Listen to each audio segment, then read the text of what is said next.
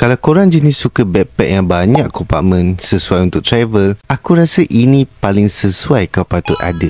Sebab dengan satu beg ni je, kau boleh bawa 3 dunia sekaligus. Contoh barang mandi, baju kering dan barang gadget atau kerja. Semua boleh sumbat dalam ni. Tapi sebelum tu, jom aku review. First, aku kena cakap juga packaging dia memang kemas. Memang terjaga beg ni sebelum sampai ke tangan korang.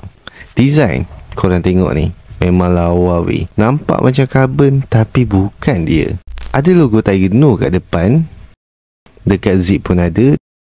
Dan setiap dalam kompartmen, korang tengok ni.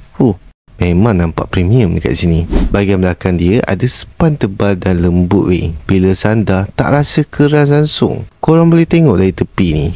Tebal kan? Untuk bahagian luar ada 5 kompartmen. Yang pertama muat untuk buku nota atau pasport.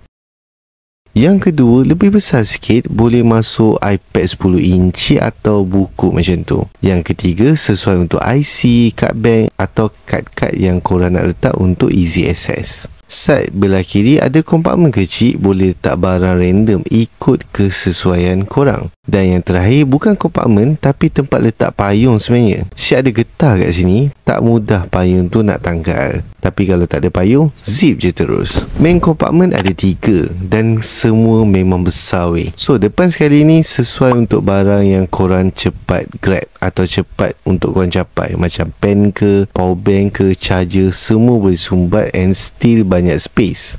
So, kompartmen kedua ni best sikit sebab boleh buka sampai 180 darjah. Senang nak susun barang. Contoh macam belah kiri ni korang boleh susun baju. Bila dah susun, korang boleh klik bagi baju korang tak mudah terbalik. Belah kanan pula tempat untuk korang letak barang mandi. Siap ada poket waterproof dan zip jenis waterproof. Nak letak barang tu masa-masa basah pun tak apa. Sebab poket ni luar dan dalam waterproof. Yang terakhir, kompartmen untuk laptop. Muat saiz 15.6 inci. Siap ada strap bagi laptop tak bergerak. Boleh letak kertas kerja, A4 ataupun barang-barang yang korang nak buat kerja lah. Dan yang paling unik, beg ni ada 3 cara nak guna. Yang pertama, pakai macam biasa kita pakai beg macam ni.